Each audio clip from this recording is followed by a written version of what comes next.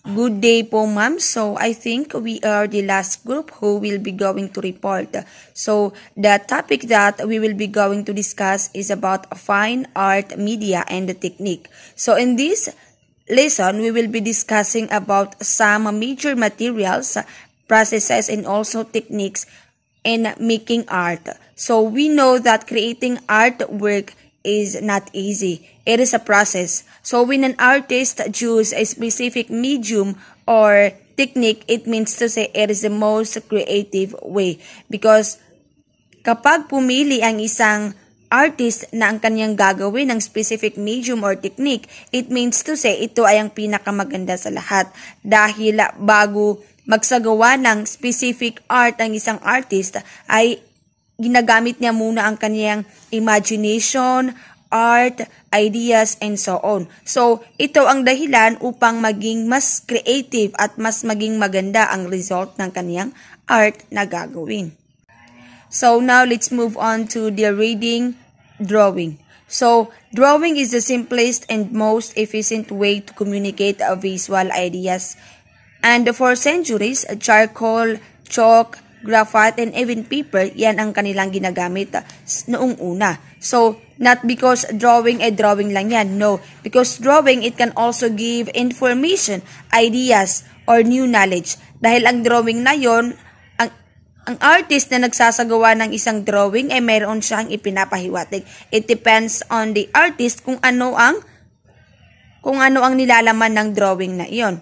So, that is the reason why, even before, nakakagawa sila ng mga drawing. Kahit kaunti lamang ang mga kagamitan noon. But instead, gumagawa sila ng mga drawing using of the charcoal, sometimes charcoal, chalk, and even the graphite. So, there are types of drawing media. The first one, the dry media. So, dry media, this process of drawing can instantly transfer the sense of character to an image. So, this dry media, it is the using of charcoal, graphite, and even chalk. So, it means to say, ito yung mga drawing noong unang panahon. So, when we look at to the drawing media, we can say that it is a simple artwork. But, ang simple artwork na iyon ay mayroon siyang ipinapahiwatig. So, ang paggawa ng dry media ay nakakagawa ang isang artist ng different effect from thin lines to large areas of color and tone. So, maaaring mas pagandahin niya ang kaniyang mga ginagawa. So, mayroon siyang mga effect na isinasagawa upang ma-achieve niya ang kaniyang desired na ninanais sa artwork na iyon. So, let's take a look to the picture, that example of dry media. So, the picture shown is one of the art that is the example of dry media. So, kung pagbabasihan natin ang picture na ito, maaaring sabihin natin o ng ibang tao na parang hindi maganda ang pagkakagawa or hindi masyadong naiintindihan. So, now let's discuss about the purpose or about the representation of this kind of picture. So, this picture is a self-portrait of two German artists, namely Kathleen Kollwitz and Ernest Ludwig Kirchner.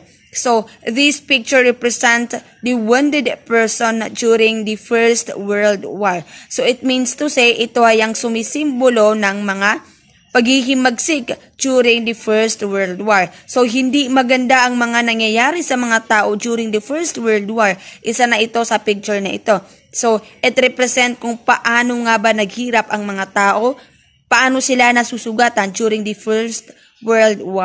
The second types of drawing media is the graphite media. So, this graphite media, it includes pencils, powder, or compressed sticks. So, each one of these material creates a range of values depending on the hardness or softness inherent in the material. So, not because the art is made by pencils or powder, hindi na ito maganda. No, kasi even though pencil lamang iyan, ay nakakagawa pa rin ng isang artist ng mga art na magaganda using that kind of material. Kasi meron siyang mga technique na isinasagawa na nagiging idea upang mas pagandahin ang art na specific na kaniyang ginagawa. The picture shown is one of the example of graphite media. So as you can see, the picture is made by pencils, and I think the artist also put some powder to make it more effective. So ang picture na ito ay mayroon siyang sinisimbolize, and kung ako naman ang tatanungin ay hindi ko po ito alam. But only the artist know the purpose or ano ang isinisimbolo ng picture na ito. Okay, so let's move on to the charcoal. So charcoal, it is also a types of drawing media. So it is the oldest form of drawing media. Because before, walang mga kagamitan na nagagamit ng mga artists. So charcoal ang kanilang ginagamit sa pagdodraw, sa paggawa ng mga different kind of art. So that is the reason why it is the oldest form of drawing media. So charcoal drawings can range in a value from light grays to rich and velvety blacks. So not because it is only a charcoal, but ang charcoal na ito ay nakakagawa rin ng mga magagandang art. It depends on the artist. That is the reason why ang mga artist ay talented talaga sila, and also they also have a capabilities of being a creative, dahil even though hindi masyadong maganda ang materials sa kanilang ginagawa, ay still nakakagawa sila ng mga magagandang art, even though ang ginagamit nila ay ang charcoal. So now let's move on to the last type of drawing media, that is the weight media.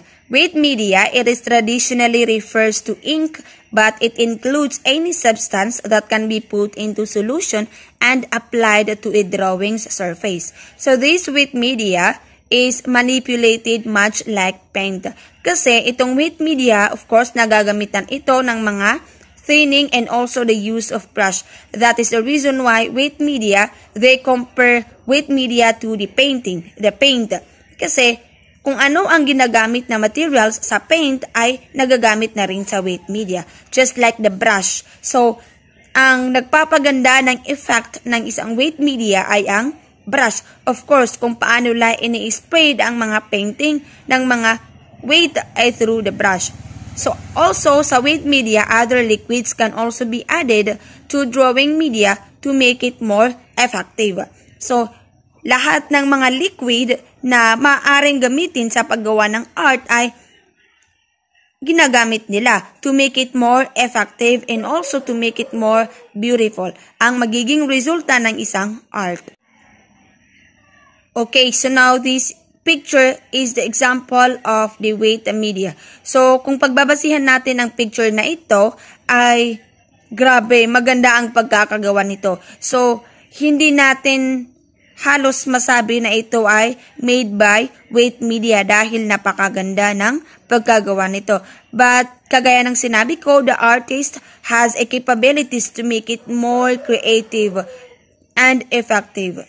Assalamualaikum and good morning to each and everyone, especially Ma'am Diamond. Good morning.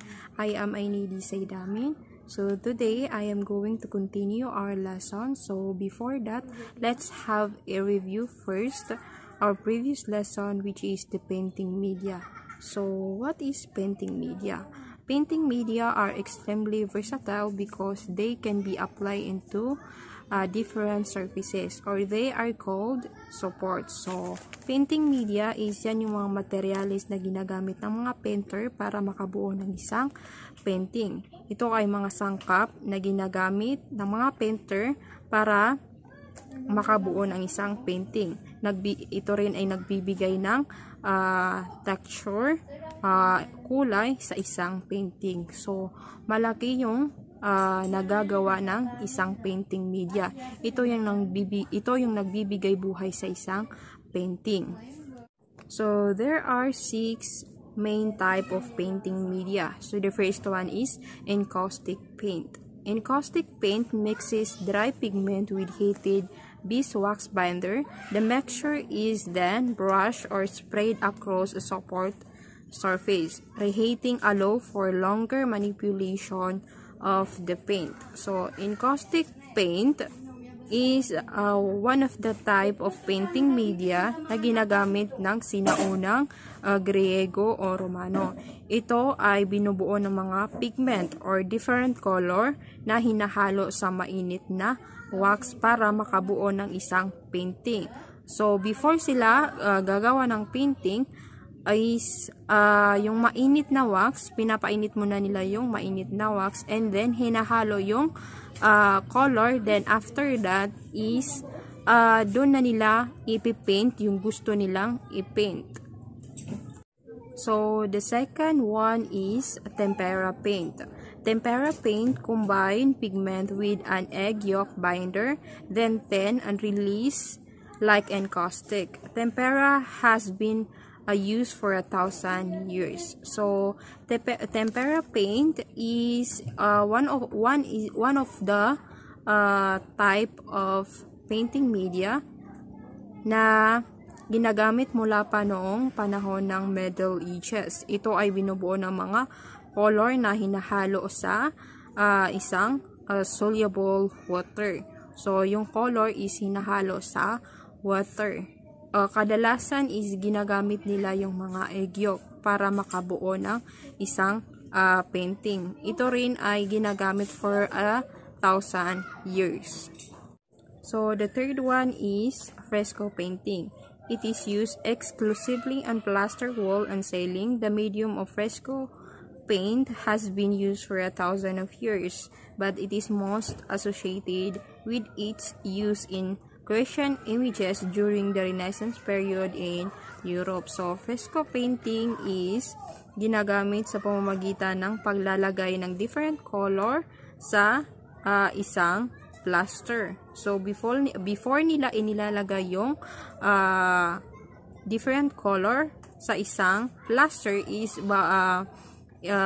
ihahalo muna nila yung color sa isang water para makabuo ng isang painting or kung ano yung gusto nilang ipahiwatig or gusto nilang i-draw, i-paint na painting. So, there are two form of fresco. We have the bone, which is the wet, or ang ibig sabihin is wet, and then the second one is seco, meaning dry. So number 4 is oil paint. It is the most versatile of all painting media. It uses pigment mixed with a binder of linseed oil. Linseed oil can also be used as the vehicle. So, oil paint is a type of painting media na binubuo ng mga pigment or different color na hinahalo sa dry oil. Karaniwang hinahalo ito sa linseed oil para makabuo ng isang painting. Ito ay kilala bilang malambot at malakas na kulay. Nagbibigay ng isang makintab na disenyo sa isang painting. Ito yung malaki yung nagagawa niya sa isang painting. So number 5 is acrylic paint. Acrylic paint was developed in 1950s and become an alternative to oil pigment. Is suspended in acrylic polymer emulsion binder and uses water as the vehicle. So acrylic paint is also one of the type of painting media na binubuo ng mga color or different color na hinahalo sa acrylic polymer emulsion para makabuo ng isang painting. Maaari din itong gamitin sa iba't ibang paint. Pwede itong i-paint sa mga canvas, paper, and kahoy. So, ito rin yung kadalasan ginagamit ng mga painter kasi madali itong maipenta. So, the last one is the watercolor. It is the most sensitive of all painting media. It reacts to the lightest touch of the artist and become an overworked mess in a moment. So, watercolor is also one of the type of painting media na binubuo ng pigment or different color na hinahalo sa water para para i-paint. So, ang watercolor is very sensitive. Kailangan is alam ng painter kung paano niya ito ipipaint. Kasi kunting mali lang sa isang painting is ma-highlight. Makikita yung mali sa isang painting. And that's all. Thank you. Good day everyone, I am Lorena Pulao. Today I'm going to discuss about painting. Painting is the application of pigments to a support surface that establish an image, design, or decoration.